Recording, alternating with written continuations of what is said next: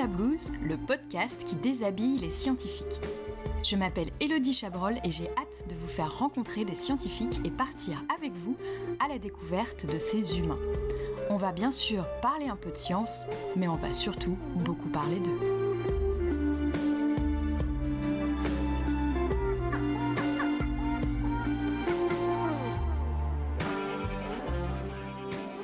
Bonjour à toutes et à tous et bienvenue dans un nouvel épisode de Sous la blouse. Aujourd'hui, j'ai la chance de recevoir Suzanne Fort-Dupuis, virologiste. Bonjour Suzanne.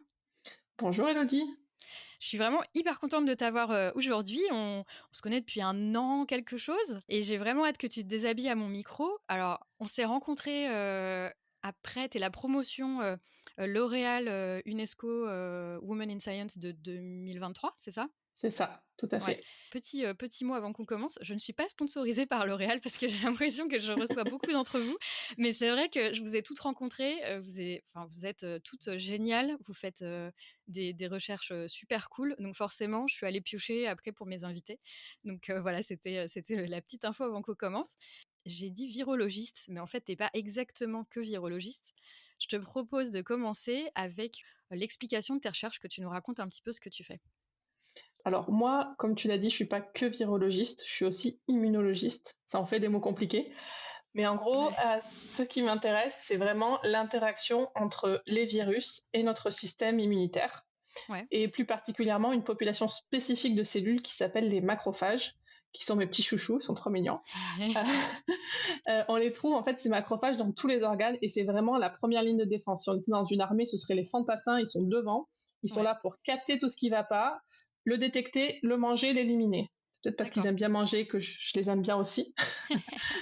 Mais du coup, c'est vraiment ces cellules-là qui me passionnent et j'essaye de comprendre comment les virus interagissent avec ces cellules dans nos organes, comment ça peut participer au développement de l'infection, à la maintenance de l'infection pour les infections chroniques et ou aux pathogénèses, c'est-à-dire au développement des symptômes qu'on peut observer chez les patients qui sont infectés. Super. Et est-ce que tu fais ça sur des virus spéciaux ou en général ? Alors, il faut toujours travailler sur un virus spécial parce que on peut pas tout faire, il y en a trop. Bah oui, c'est clair. C'est ça. Du coup, moi, j'ai travaillé pendant ma thèse sur le virus de l'hépatite B. Ouais. Après, pendant mon premier postdoc aussi sur le virus de l'hépatite B. Mon deuxième postdoc, j'ai travaillé sur le rhinovirus, qui est le virus du rhume. Ouais. Et là, je suis en train de développer de nouveaux projets et je m'intéresse aux virus qu'on appelle à risque d'émergence. Donc, la plupart des virus qui sont transmis par les moustiques ou par les tiques, comme on a entendu parler du virus de la dengue. Voilà. Moi, le virus de la fièvre jaune m'intéresse particulièrement. Et cette problématique d'avoir des virus qui peuvent être transmis par les moustiques, qui vont représenter un problème majeur dans les années qui arrivent. On le voit déjà, premier cas de dengue en Europe, alors qu'avant, c'était vraiment une maladie des pays tropicaux. Ouais. Donc voilà, c'est ces problématiques-là qui vont m'intéresser dans les années à venir. Et donc là, il n'y aura pas qu'un virus parce qu'ils sont pleins, mais je vais essayer de les faire, d'explorer un peu toute cette famille-là de virus pour vraiment essayer de voir si on n'aurait pas des petits mécanismes communs qu'on pourrait aller viser en cible thérapeutique. Super. Et après, l'idée, c'est de développer des cibles thérapeutiques pour faire quoi ? Pour faire en sorte que ton corps ne s'infecte plus, ne soit plus résistant à l'infection, ou pour traiter ces infections une fois qu'elles sont déjà là ? Alors, ce serait plus dans le cas de traiter des infections quand elles sont déjà là, parce que pour la partie prévenir les infections, ça, généralement, c'est la vaccination. Ouais. Donc, on a certains vaccins qui existent. Par exemple, l'hépatite B, je la conseille à tout le monde. Protection à vie, il marche super bien. Pour les virus émergents, on les a pas pour tous. On a des problématiques là-dessus. Du coup, moi, je suis plus intéressée par trouver des traitements qui pourraient être donnés quand l'infection est déjà là pour prévenir le développement de l'infection et ou le développement de la pathogénèse. Éviter, par exemple, quand on parle du virus de la fièvre jaune, il y a plein de monde qui l'élimine et qui auront juste quelques symptômes qui correspondraient à un rhume, de la fièvre, des douleurs musculaires, sans grande chose. Et il y a des gens qui vont développer des formes graves qui vont se transformer en symptômes hémorragiques, donc voilà, des saignements au niveau des muqueuses, donc des formes graves qui conduisent à la mort. Ouais. Et moi, ce serait avoir des traitements justement pour qu'on n'arrive pas à ces formes graves. Ouais. Parce que pour la plupart des gens, les formes d'un petit rhume, ça va, mais c'est éviter qu'on en arrive à des morts ou à développement de pathogénèses sévères, qui peuvent être diverses et variées, mais voilà, moi, c'est vraiment mon objectif, c'est d'essayer de trouver ces mécanismes communs pour développer ce que j'appelle des antiviraux à spectre large, comme on a des antibiotiques à spectre large, qu'on pourrait utiliser contre différents types d'infections, et notamment des virus qu'on n'a pas encore ou qui peuvent émerger comme ça, comme on a eu avec le virus du SARS-CoV-2, qui a entraîné une pandémie mondiale. Et si on avait des traitements qui puissent marcher contre différents virus, peut-être qu'on pourrait avoir des choses efficaces dès le départ dans ce genre d'émergence virale. Ok, c'est super intéressant. Bon, alors le problème avec ça, c'est que quand c'est hyper intéressant, j'ai presque envie de faire tout l'épisode là-dessus, mais il va falloir arrêter de parler de science pour parler de toi maintenant. La question traditionnelle de ce podcast, c'est est-ce que tu portes une blouse au labo? Et alors généralement, si tu travailles avec des virus, tu portes plus qu'une blouse même, non? Alors, ça dépend dans quelle pièce du laboratoire on se trouve. Dans le bureau. Dans mon bureau, je ne porte pas de... C'est ça. Dans le bureau, pas de blouse. Dans les laboratoires, ce qu'on appelle de niveau 1, j'ai une blouse standard parce que c'est là où je traite mes échantillons qui ne sont plus infectieux. Donc, je peux les manipuler et du coup, j'ai une blouse normale. Et en fonction, après, des virus sur lesquels on travaille, qui sont niveau 2, niveau 3, et donc ça, 5 personnes, pas moi, travaille sur du niveau 4, on a différents types de blouses. Donc, niveau 2, par exemple, je travaille avec une casaque, comme, je sais pas si les gens voient, mais c'est ce qu'ont les médecins qu'on voit dans les films quand ils opèrent. Donc, ils s'enfilent par devant et qui se nouent dans le dos. Alors pour moi, une casaque, c'est ce que les jockeys ont. Donc, tu vois... Ouais, voilà. Écoute, il y a plusieurs choses qui correspondent. Donc, j'ai ça avec des surchausses, 2 paires de gants, une charlotte et des lunettes de protection en fonction de ce que j'utilise. Et un masque aussi, pardon. J'oubliais toujours un masque FFP2. En niveau 3, c'est à peu près la même chose, sauf qu'il faut que je rajoute un pantalon en dessous de la casaque. Plus la charlotte tout le temps, les lunettes et un masque FFP3. Et si on travaille en niveau 4, ce que moi je ne fais pas, c'est des scaphandres carrément. C'est des trucs où on se branche à l'oxygène, etc. Ou en dessous, on est juste avec des sous-vêtements jetables. Enfin bref, c'est vraiment là ce qu'on voit dans les films dès qu'ils veulent faire peur avec des virus, etc. C'est un vrai truc. Mais moi, par exemple, ça, je pourrais pas travailler parce que j'ai des problèmes d'oreille interne qui font que la surpression qu'il y a dans cette blouse n'est pas compatible avec moi. Ok. Donc plusieurs types de blouses. C'est bien. Je change en fonction des saisons. C'est ça. Non, mais j'ai déjà travaillé en niveau 3. T'as plein de couches, t'es couverte avec je sais pas combien de gants, de machin, il y a rien qui respire. Pour peu qu'il fasse un peu chaud dans la pièce, c'est dur. Moi, ce que je trouve le pire, c'est les mains. Au niveau des gants en plastique, vraiment, tu les enlèves l'été, tu nages en dessous, quoi. C'est un peu dégoûtant, mais bon, faut ce qu'il faut. Voilà. Alors là, on a été sous la blouse de Suzanne, vraiment bien. Et justement, je vais te proposer d'enlever cette blouse, donc la blouse, la charlotte, les gants, les surchausses, pour nous parler de toi. Alors, très bien. Ces recherches, comment ça t'est venu? Est-ce que faire de la recherche, c'est un truc que tu connaissais quand tu étais plus jeune? Déjà, la recherche et le sujet sur lequel tu travailles, comment t'en es venue là? Si on retourne à quand tu étais petite fille, qu'est-ce que tu voulais faire? Alors moi, ça a été un process. La recherche, je vais dire, commencer par spoiler, la recherche, je connaissais pas avant d'arriver à la fac de bio. Ah, mais pareil que moi. Donc, c'est très bien, ok. Donc, petite fille. Moi, ça a commencé petite, je voulais être policière. Ok. Alors, on voit pas forcément le rapport, mais je vous promets, il y en a un, on va y tenir. Je sais pas pourquoi, policière. J'avais ce truc-là depuis toute petite. Tu voulais être macrophage, en fait. Non. C'était plus le côté enquête, tu vois. Alors peut-être que ça venait du fait que mon oncle soit policier, peut-être que ça venait du fait que c'était ce qui m'intéressait dans les séries à la télé. Voilà. Après, j'ai un peu évolué. J'ai eu une période qui n'a pas duré très longtemps. Je voulais être avocate. Me demandez pas pourquoi. Là, ça reste dans le milieu judiciaire, mais là, c'était vraiment pas fait pour moi. Bien que débattre des choses, ça peut m'intéresser. Et après, j'avais toujours cette envie d'enquête, de résoudre des choses. Et comme j'étais douée en biologie et que les experts étaient la série à la télé, c'est vrai, voilà, je suis partie en fac de bio en me disant je veux faire expert scientifique pour la police. Ah, super.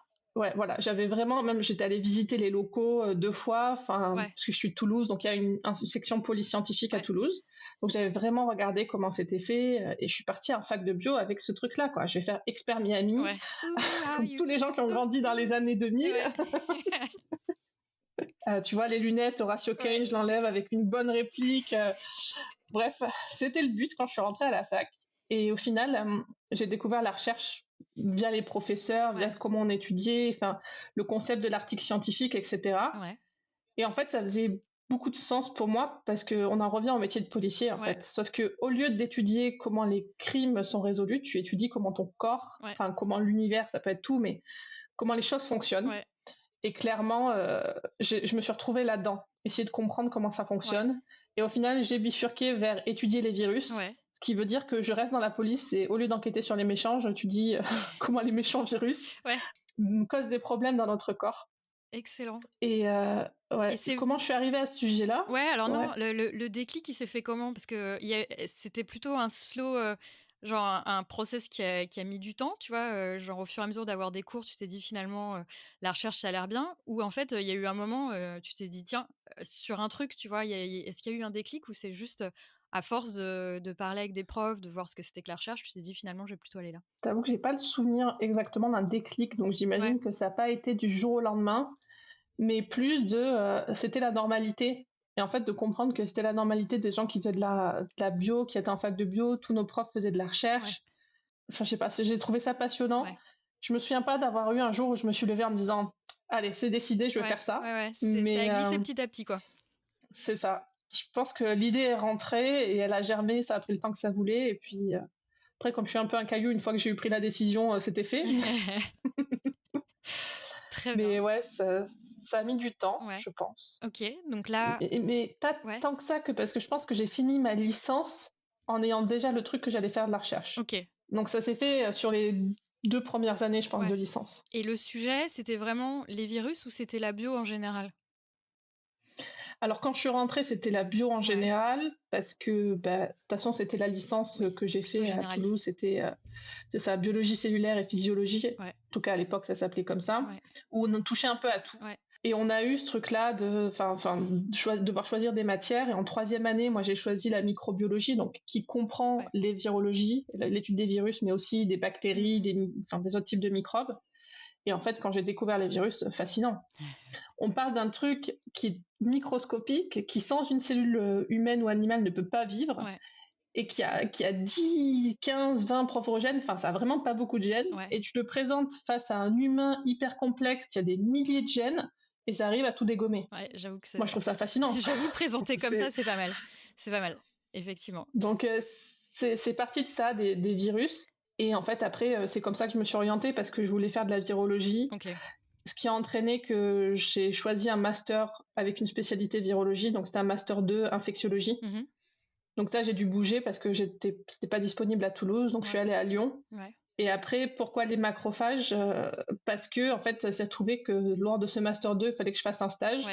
Et mon stage s'est trouvé sur l'hépatite B, dans le laboratoire où j'ai fait ma thèse, sur l'interaction de ce virus avec certaines cellules du foie, dont les macrophages. Et en fait, j'ai vraiment pris de passion pour ces cellules, et il a été décidé que j'allais continuer là-dessus pendant ma thèse. Là, t'es tombée amoureuse. Voilà. C'est ça. Mais en même temps, elles sont trop mignonnes. Écoute, je sais pas si tu partages des photos, des images. Je peux t'en passer 1 ou 2 photos si tu veux. J'en ai de ma thèse, mais dans les articles qu'on a ou que j'ai partagés sur les réseaux, tu peux en voir. On a fait des belles IF, des choses comme ça. Ok, donc je mettrai les liens des articles juste pour les images, pour voir les chouchous, pour voir tes chouchous. Ok, donc c'est marrant ce switch police scientifique recherche, quoi. Ouais, c'est marrant, et en même temps, je me dis c'est logique. C'est ça, c'est drôle et en même temps, ça a du sens. C'est marrant parce que dans la recherche, j'ai l'impression qu'il y a plein de métiers qui se retrouvent. Tu vois, par exemple, pour Under the Lab Coat, donc le petit frère anglais de Sous la blouse, je suis en train de monter l'épisode et c'est une astrophysicienne qui dit je voulais explorer. Et en fait, on disait, bah, c'est vrai que la recherche, c'est aussi un peu un rôle d'explorateur, tu vois, tu vas dans un terrain inconnu, etc. Et c'est drôle parce que j'ai l'impression que la recherche, ça regroupe mais tellement de métiers, tu vois, de façons de réfléchir et tout.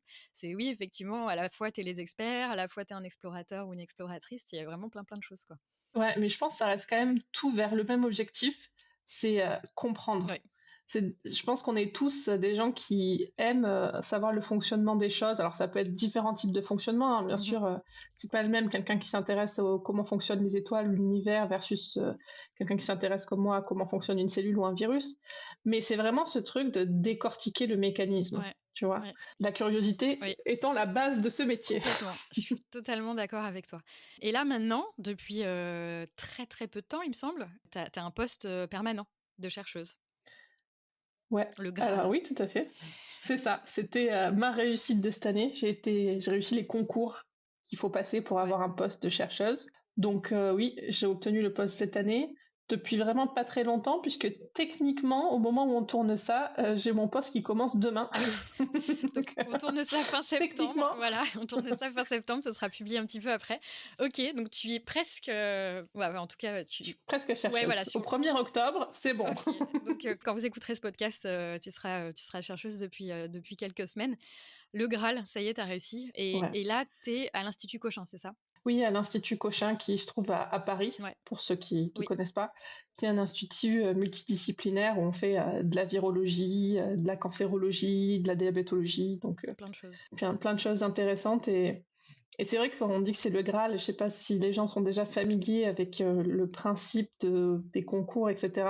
C'est vrai qu'en recherche, en France, on a la chance de pouvoir avoir des postes Mmh, fixes pour être chercheur, ouais, ce qui est vraiment quelque chose qui n'existe pas dans beaucoup de pays, ouais, ou dans beaucoup de pays, ton poste dépend du fait que tu aies des financements ouais, récurrents, ce qui apporte beaucoup de pression sur ta façon de vivre. ouais, Donc moi, je suis contente d'avoir un système où je peux avoir un poste et me dire, au moins, je suis sûre que mon salaire va tomber tous les mois, que j'ai réussi mon année scientifique ou pas. ouais. Ça, c'est vraiment une sécurité qui est assez importante.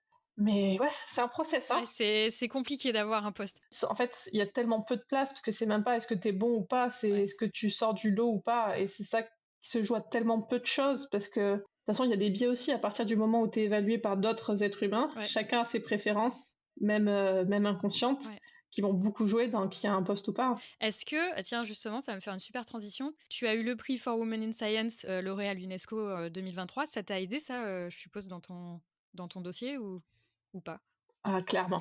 Ah, clairement. Le gros push, C'est ouais, c'est assez intéressant parce que j'en avais discuté avec d'autres personnes et notamment une fille que je connais qui a eu le prix à L'Oréal il y a quelques années, qui galérait à avoir un poste. Elle a eu le prix, elle l'a eu l'année d'après, son poste. ouais, Là, dans notre promo, je sais qu'on est au moins deux à avoir eu un poste permanent cette année. ouais, Donc, juste après l'obtention du prix. Donc, après, il faut pas se cacher que c'est un prix où on a déjà été sélectionné parmi une énorme quantité de ouais, femmes. Donc, on a déjà été reconnu ouais, comme ayant un parcours qui mérite de recevoir un prix. Donc, forcément, ouais, ça aide, hein. c'est un point où les gens se disent, si elle a déjà été reconnue sur ce niveau-là, c'est qu'il y a quelque chose en plus que peut-être la moyenne, ou voilà. Ouais, donc ça aide bien et ça t'a apporté quoi d'autre d'ailleurs, il me semble que vous êtes une promo, vous vous êtes rencontrés?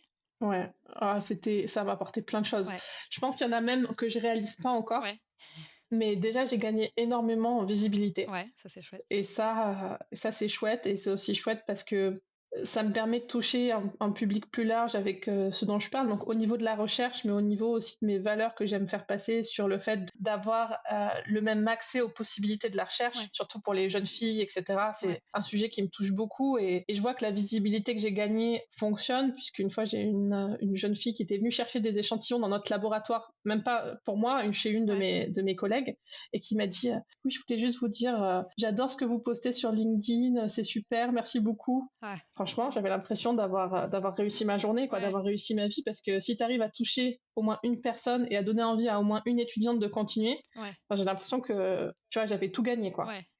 Tu allé parler dans des Donc écoles ouais, aussi? j'ai fait donc ça, je le faisais même avant d'avoir le Ouais? prix, mais là, j'ai continué avec le prix et j'ai eu plus de possibilités. Alors pas dans des écoles, mais dans des lycées. Ah oui, oui, Je suis allée parler collège et lycée. ouais, Même avec le prix L'Oréal, on avait une demi-journée à la Cité des Sciences à ouais, Paris où on a des collégiens et des lycéens qui étaient venus. ouais, Ça, j'adore. Pouvoir parler de la recherche, et surtout, je vais répéter, mais aux jeunes filles. ouais, Parce que malheureusement, depuis qu'il y a eu un changement du système de... Moi, quand j'ai passé, on choisissait L, S ou oui, ES. oui. Maintenant, il faut choisir des options, etc. Et on se rend compte qu'on a fait un recul de 40 ans quant au nombre de filles qui partent vers les matières scientifiques, hein. Ah ouais? C'est une catastrophe. C'est une OK. catastrophe. Et pour avoir fait un lycée et avoir entendu des jeunes filles me dire oui, mais en fait, il faut prendre telle matière, c'est un trop gros coefficient, j'ai peur de pas réussir. Donc, je vais partir vers une matière qui me plaît moins parce que je sais que je vais réussir. Ah mais quelle horreur. Et alors ça, pour moi, c'est pas entendable. Et enfin, je comprends, hein, c'est le syndrome de l'imposteur. Oui, Enfin, ce truc-là que les filles on se pose plus de questions et donc on n'ose pas par rapport aux garçons. Je fais une généralité, mais bon, c'est des recherches qui montrent ça. Pour moi, c'est une catastrophe. Et je pense que là-dedans, les modèles, tu vois, les rôles modèles, comme on dit en anglais, le fait d'avoir de la représentation est primordial quant au fait de pousser les jeunes filles à pouvoir aller vers là en se disant ah ben si t'as une autre femme qui l'a fait, c'est que moi je dois pouvoir le faire.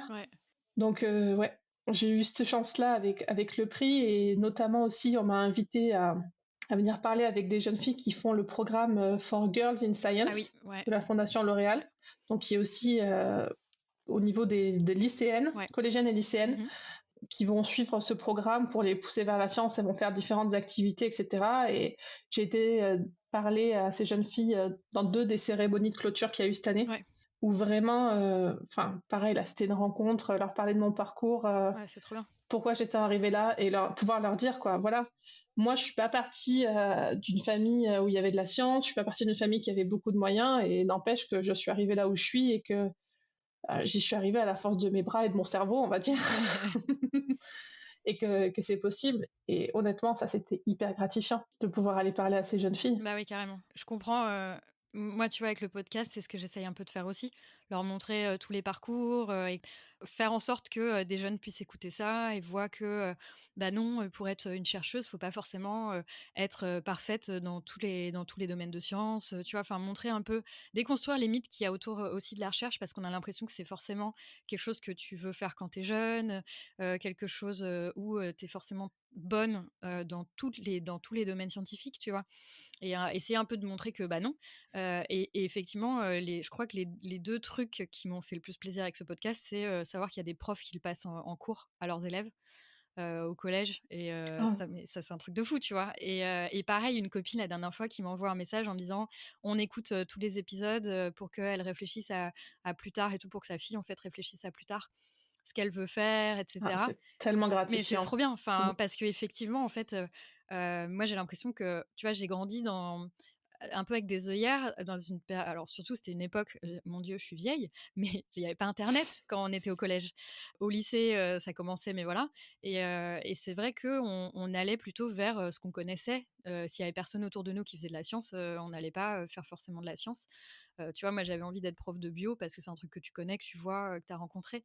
Mais ouais, ou dans les séries, comme tu dis, tu vois, tu vas sur ce que tu connais. Et je trouve ça effectivement hyper important d'avoir des gens que tu rencontres ou que tu entends qui deviennent un peu des modèles pour voir quel est le parcours d'une femme en sciences, d'une femme chercheuse, etc. Et je trouve que c'est primordial parce que bah, nous, on l'a pas eu, et je pense qu'il y a plein de vocations qui ont peut-être pas eu lieu à cause de ça, quoi. Bah, clairement, et c'est pour ça que, tu vois, je trouve les interventions dans les lycées que j'ai pu faire, c'était super. Et, notamment une que j'ai fait dans un lycée qui était en Bretagne, où on a parlé à une classe, on était invité par un professeur, donc ça, c'est assez classique.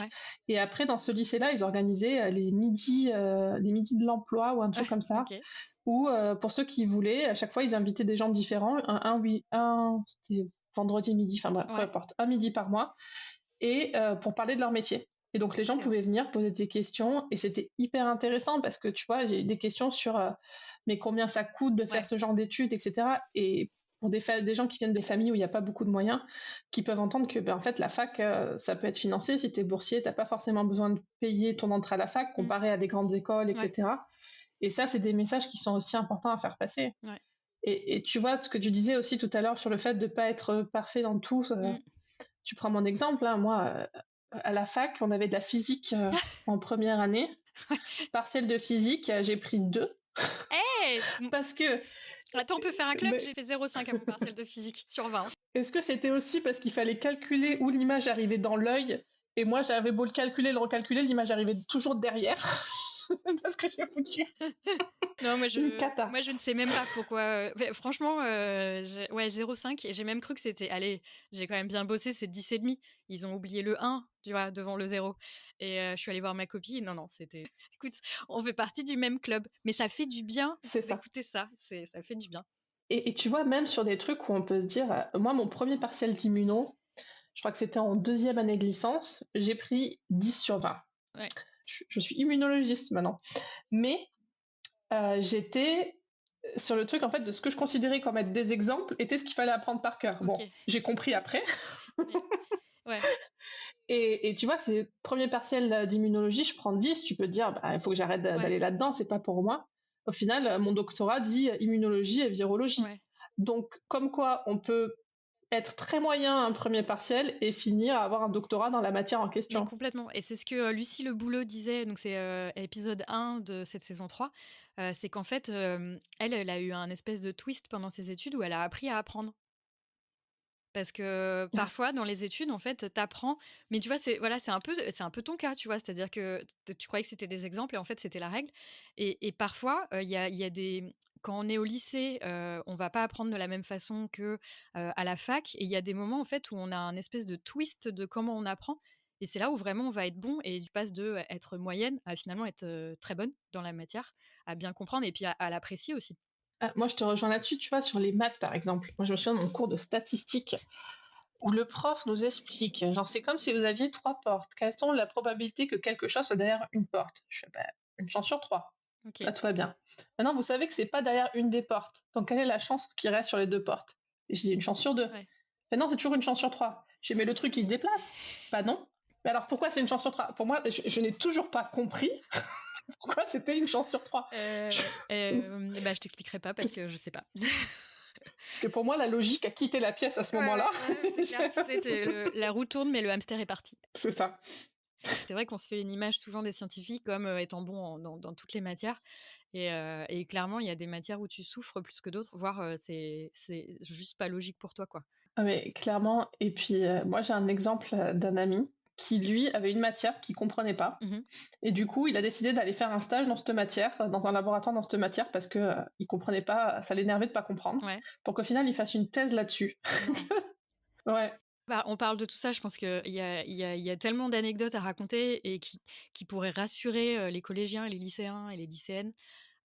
Sur tout ça, en fait, surtout qu'il y a tellement une telle pression de, il faut choisir ce que tu veux faire après, comme études supérieures parce que ça va changer toute ta vie, alors qu'il y a des gens aussi qui changent, hein, qui se disent: «Tiens, je vais faire ça», bah, un peu comme toi, hein, tiens, police scientifique, et puis au final tu fais chercheuse. Bah, voilà, faut se dire, faut chercher ce qu'on aime, en fait, plus qu'un métier, j'ai l'impression. Savoir ce qu'on tu vois, la matière qu'on aime, ce qu'on aimerait bien faire, et après il y a plein de métiers qu'on découvre plus tard. Et puis surtout de dire que c'est pas parce qu'à un instant T, il y a un truc qu'on a raté, que Ouais, ça veut dire qu'on n'est pas fait pour ce truc-là. ouais. Si on a une affinité, même si une évaluation à un moment dit qu'on a raté, ça veut pas dire que plus tard ce sera pas ce qui va être le corps de notre métier, quoi. Ouais, tout à fait, et c'est marrant, Lucie dit j'ai déjà ça, parfois faut réessayer, tu vois? C'est pas parce que tu rates une fois, parfois faut réessayer, parfois aussi c'est les façons d'apprendre comme, elle disait, qui font que t'es pas bon ou que tu pas bonne, mais en fait, c'est juste, la façon que t'as d'apprendre la matière, quoi. Bon après, pour nous la physique, je pense que c'est loupé, hein, c'est Non, là c'est mort. Je pense, là on sait que c'est c'est fini. mort, hein, bon voilà, mais il y a des choses comme ça on sait, il y en a d'autres faut réessayer, et justement toi, donc tu as monté du 9 Docteur. Ouais. Tu veux nous raconter un petit peu à quoi ça sert? Et je pense que le but, c'est justement aussi, de parler des différents métiers et de la recherche, au grand public? Ouais, tout à fait. Alors, du 9 Docteur, un beau projet Ouais, qui est en fait une chaîne de vulgarisation ou de médiation scientifique, ça dépend comment on dit, ouais, sur YouTube. ouais.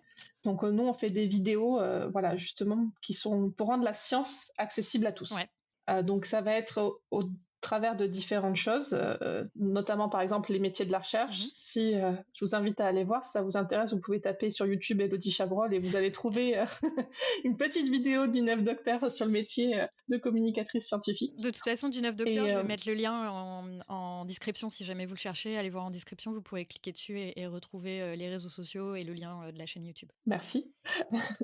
Et en fait, on a aussi d'autres playlists où le but, c'est de montrer qu'est-ce que c'est la recherche francophone. Ouais. Donc, nos intervenants parlent tous français. Mmh.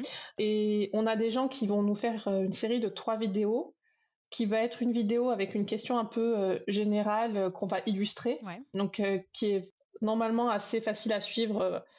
On l'espère aussi pour les plus jeunes, ouais, parce qu'il y a des images, on essaye de faire ça de façon assez ludique, avec des métaphores, etc. Et après, ils vont faire une vidéo sur leur corps de recherche, ouais. pourquoi ils font cette recherche, pourquoi c'est important.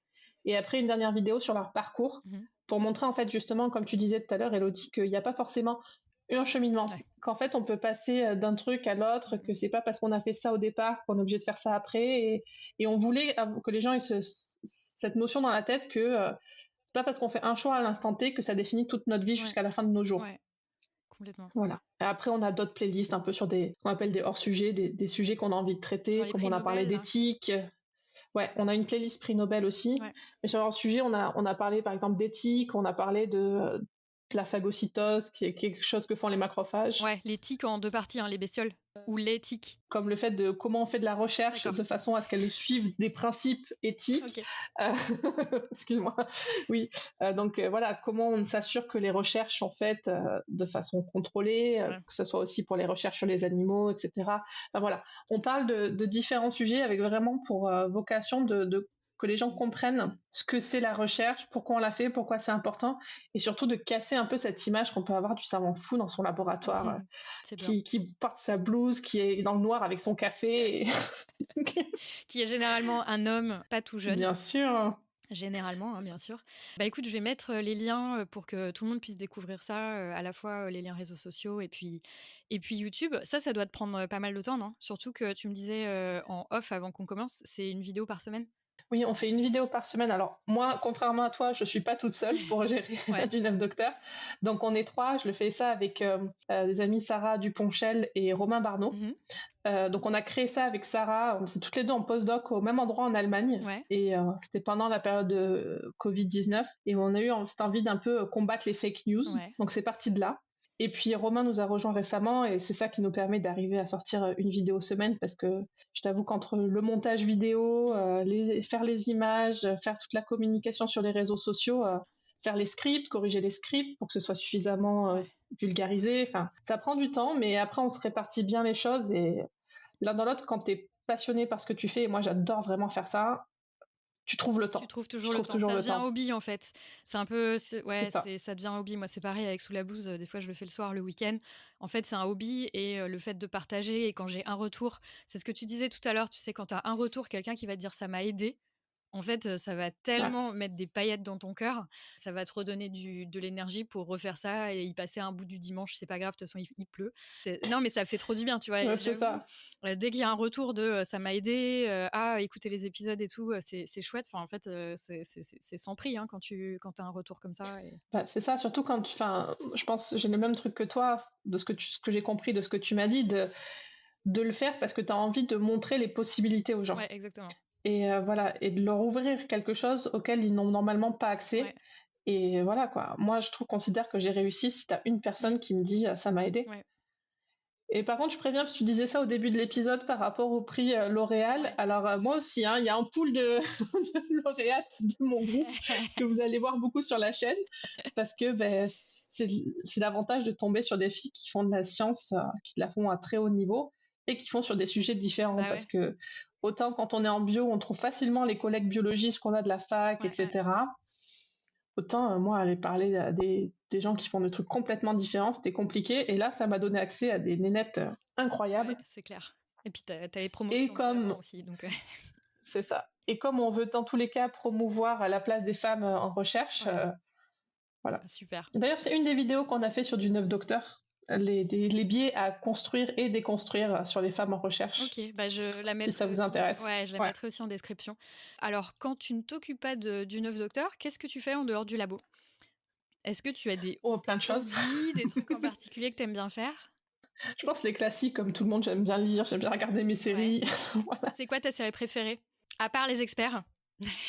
Alors, bah, préférée de tous les temps, je pense que ça reste The United States of Tara, Ouais, que personne n'a vu, bizarrement, mais que je trouve incroyable. OK. C'est l'histoire de quoi? Petite roco, c'est pas du tout de la science, Ouais. c'est l'histoire d'une mère de famille qui a des personnalités multiples. Ouais, mais j'en avais entendu parler de ça. Ouais. Ah, franchement, OK. un chef-d'œuvre. OK. L'actrice, Fantastique. pépite. Série, quoi d'autre? Après, je me maintiens en forme, un peu de sport, Ouais. tout ça. Non, il y a un truc que j'aime bien faire, que je commence un peu à faire, c'est que j'aime bien écrire. Oh, OK. Donc, j'ai ce projet, peut-être un jour, d'écrire des livres.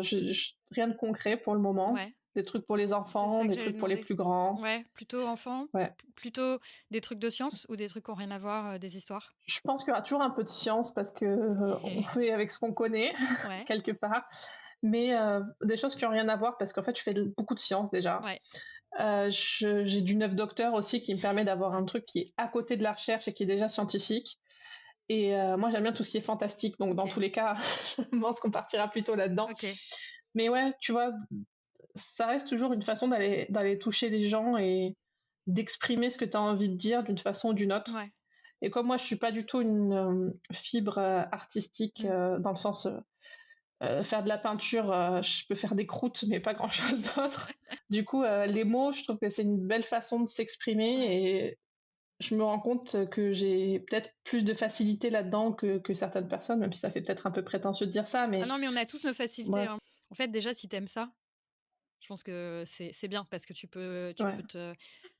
tu peux pratiquer, tu peux t'habituer à le faire et cetera. Déjà, si tu aimes, c'est un gros morceau du job qui est fait parce que ça veut dire que tu peux y passer du temps et que tu apprécies, quoi. Oui, c'est sûr et je trouve que les choses me viennent assez facilement, tu vois, de faire des phrases. Alors après, je sais pas si c'est de qualité, mais en tout cas, ça vient Ça facilement vient facilement, et c'est déjà un bon point. Et le dernier truc que j'adore faire, et je pense que ça rejoint un peu aussi le côté d'être scientifique et d'aimer comprendre et voir de nouvelles choses, c'est Ouais, que j'adore voyager. ouais, Je pense que tu as ça aussi parce que je te ouais. vois beaucoup. En plus, on est parti au même endroit cet Mais été. oui, c'est clair, à 2 semaines d'écart, je crois. Tu es allée en Écosse, tu aimes bien voyager? Ah, j'adore. Quel type de trip? Et bien écoute, là, cette année, je me suis lancée dans mon premier road trip en solo, Ouh! qui était une très belle Ouais, expérience. Et je conseille à ceux qui ont peut-être un peu peur. C'est vrai que l'Écosse était parfait pour ça ouais, parce que c'est je me safe. suis jamais pas sentie en Ouais, sécurité. complètement. Voilà. Ouais, Donc ouais, c'est plutôt, de base, je suis plutôt style, sac à dos, ouais, et on y va, quoi. ouais, Et vraiment découvrir, faire des road trips, moi, vous me verrez pas m'étendre sur une plage et ouais. rien faire. Ça me Je ça connais. m'énerverait. Ouais, non, je te comprends. Surtout que, vu ma peau, je finirais rouge tomate en 5 minutes. Non, vraiment, voilà, tu as ce côté de découvrir, de encore une fois, tu vois, de comprendre comment les choses fonctionnent et surtout de voir les différentes cultures. Ouais, c'est super Tu vois, intéressant. ce que les gens placent au centre de leur intérêt, là, et jusqu'à hier, j'étais en Asie, je suis allée voir mes cousins là-bas, tu vois, j'étais en Corée du Sud. C'est pas des endroits où j'aurais envie de vivre parce que j'ai l'esprit trop libre et non conformiste pour Ouais, vouloir être dans une société où tout rentre dans des cases, mais c'est hyper intéressant à voir. ouais, Et j'ai l'impression qu'il y a beaucoup de gens qui font de la recherche, qui aiment ce genre de choses, ouais, de découvrir, de comprendre, tu vois. ouais. D'aller explorer aussi. Mm. On en revient Ah, à si vous ce n'avez pas été en Écosse, ah allez-y. ouais, l'Écosse, c'est magnifique. Alors Incroyable. ça peut être très mouillé, mais c'est magnifique. Oui. C'est venteux, ça peut être très mouillé, mais c'est fantastique, c'est magnifique et puis surtout, il y a pas non plus grand monde, donc Et c'est tu vois, plutôt bien. moi, c'est le premier pays que j'ai vu où je me suis dit, j'ai envie d'y retourner. C'est vrai? Parce que j'ai envie de tout découvrir, j'ai Ouais, envie de voir tous les pays du monde. Donc, forcément, tu dois faire des choix et tu retournes pas au même endroit. Mais là, je suis tombée amoureuse, quoi. C'est ouais, parce que je t'avoue que là, tu vois, je me suis vue en Écosse, je te parlais d'écrire tout à l'heure, ouais. revenir louer un endroit, une maison pendant 2 semaines et écrire, tu vois. Ah ouais, ouais, c'est clair. Carrément, donc OK, voyage, tout ça. Bah, écoute, on arrive à la fin de ce podcast. Il nous reste 2 choses à faire. On a papoté très longtemps. Ouh. Mais c'est une super conversation. Alors, il y a plusieurs choses. Déjà, il y a les questions. Donc, j'arrête pas de dire depuis peu de temps, mais en fait, au bout d'un moment, ça fait quand même pas mal de temps. J'ai mis en place ces questions entre les invités. Donc, l'idée, c'est que l'invité d'avant te pose une question et toi, tu prépares une question pour l'invité d'après. Comme ça, vous posez des questions entre vous, bien sûr, pas en temps réel. Mais l'invité d'avant demandait quel sera ton défi des 5 prochaines années. Oula, il y en a avoir plusieurs. Alors, oui, oui, oui. Alors, non, déjà, ben, comme tu le disais tout à l'heure, je viens d'obtenir mon poste. Ouais. Donc, c'est mettre en place un peu mon équipe dans l'équipe de recherche dans laquelle je suis, mais voilà, avoir des étudiants en thèse, passer aussi mon HDR, qui s'appelle l'habilitation à diriger Ouais. la recherche, qui est le diplôme le plus haut que tu peux avoir en France. Voilà, sur des choses très concrètes, il va y avoir ça, obtenir mes financements, faire développer ma recherche. Mais d'un point un peu plus large, je dirais que c'est vraiment le sentiment de m'établir Ouais, en tant que chercheuse, tu ouais, vois, d'avoir, ça va être le gros point des 5 prochaines années, de me sentir vraiment à ma place maintenant que j'ai obtenu ce poste, ouais. tu vois, d'avoir quelque chose de concret.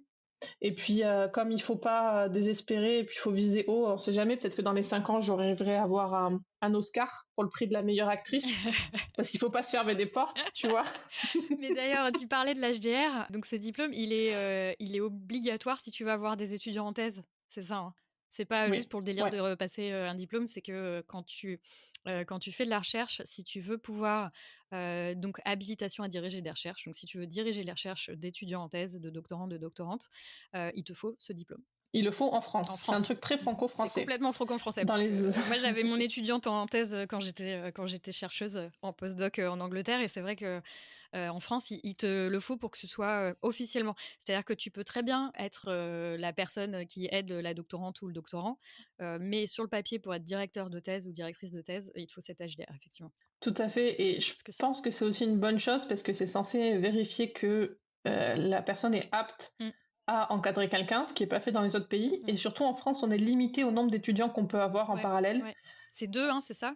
2 à 3, ça dépend Ouais, des académies. ouais, Et ça dépend aussi de si tu en as un qui est en train de finir sa thèse dans l'année. Bon, ouais. tu vois, tu peux Ou avoir un plus peu 3. des choses comme ça. OK. Alors que moi, j'étais dans des équipes où tu avais le directeur de thèse qui avait plus de 10 Ah thésards. oui, bah Enfin, la qualité de l'enseignement que tu apportes à chaque thésard est très limitée. Et si tu n'as pas les postdocs qui assurent le rôle ouais. d'encadrant, ça fonctionne pas. Donc, je trouve que ça, c'est bien qu'on l'ait. Et ça va être la prochaine étape OK. très bientôt, j'espère. Ouais, J'ai bah envoyé mon dossier, on verra bien. OK, très bien. Bon, bah, on suivra ça sur les réseaux. Et quelle est ta question pour la prochaine invitée ou le prochain invité, sachant que je ne sais pas encore qui c'est? Et puis ma question, ça va être qu'est-ce que Yel trouve le plus gratifiant Mmh, dans son métier? j'aime beaucoup, j'aime beaucoup. Merci pour cette question. On arrive donc là, il nous restait 2 choses à faire. On a les questions, on arrive à la toute fin du podcast. Est-ce que, c'est toujours le mot de la fin, je trouve ça très solennel comme façon de dire. Est-ce que, ouais, il y a un truc sur lequel, on est passé que tu voudrais revenir dessus ou un truc dont on n'a pas parlé, que tu aimerais, aborder pour, clôturer ce podcast? Je pense pas qu'il y ait de choses dont on n'ait pas parlé. Non. Enfin, il y a rien qui me vient là. Par contre, la chose vraiment sur laquelle j'aimerais revenir, c'est que je pense que je vais m'adresser plus aux femmes et aux jeunes filles, Vas-y, mais parce que c'est ce qui me ouais, tient au cœur, vous pouvez le faire. ouais, C'est pas parce qu'on vit dans un monde où on nous renvoie l'image que c'est des métiers qui sont plus faits pour les hommes, parce que c'est des métiers qu'on appelle très intellectuels, ouais. que ça veut dire que c'est fait pour les hommes. Et je pense que les femmes ont tout à fait le droit de réussir et qu'il faut casser un peu ce truc de est-ce que je vais y arriver? Non, tu peux y arriver. Si moi je peux le faire, tu peux le faire. C'est vraiment ça. Et allez-y, quoi. Très bien. Alors, moi, j'ai passé mes concours cette année en me disant Sur un malentendu? ça va être dur, etc. Et au final, j'y suis allée, je me suis pas posé de questions, j'ai tout à fait le droit et on y va. Très bien. Et tu l'as eu du premier coup, du coup? Du premier coup, ouais. Ah, comme quoi, avec un 10 au partiel d'immuno, on peut avoir son concours en premier coup, avoir un prix L'Oréal et faire une thèse en immuno. Voilà. Voilà. Comme quoi, hein, faut pas s'arrêter au premier stop. Exactement. Eh ben, écoute, j'aime beaucoup, je pense qu'on va finir là-dessus. J'aime beaucoup ce mot de la fin.